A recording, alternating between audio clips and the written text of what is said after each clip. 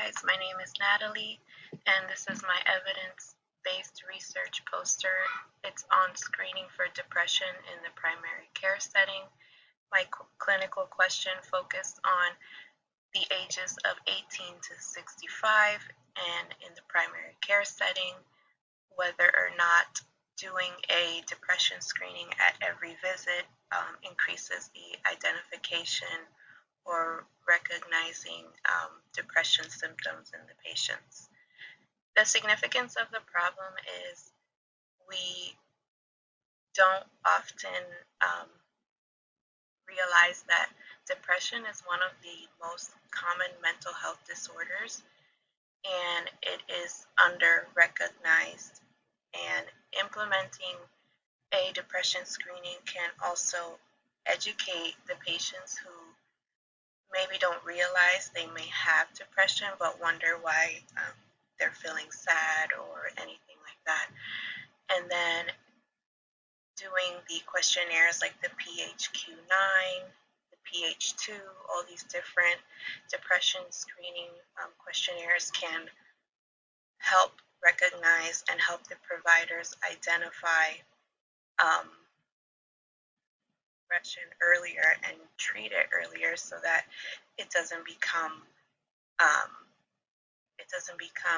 worsening or have to go to maybe a psychiatric hospital.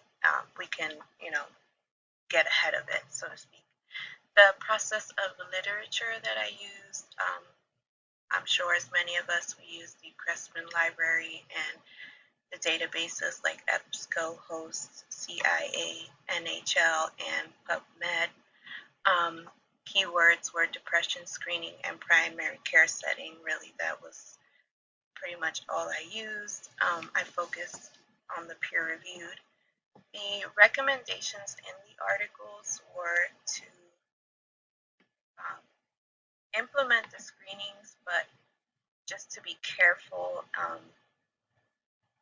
that it's not the only thing you go by for diagnosing depression. Obviously, there's other things, tools that they use for diagnosing and treating, finding the right medication, therapy, and things like that. So they do recommend you implement them. Just use with caution and knowledge, and inform all the providers, the nurses, the MAs, the nurse practitioners, and all of that, just so that they know not to only use that. The conclusions were, recognizing depression earlier helps prevent worsening symptoms. They can treat them earlier if they want to be treated. If not, they can go to therapy, or they just recognize, even if that helps, they just recognize that they have depression and find coping mechanisms that they can use. Other recommendations, as in one of the articles, there was a PH2 questionnaire, which it focused somewhat on anxiety also. So there are different tools out there to use for screening for any mental health disorders, but being that depression is one of the most common, it just makes sense to have these questionnaires at each visit, and the patients can refuse them if they want to. And there's a lot of stigma behind mental health and depression, so I think that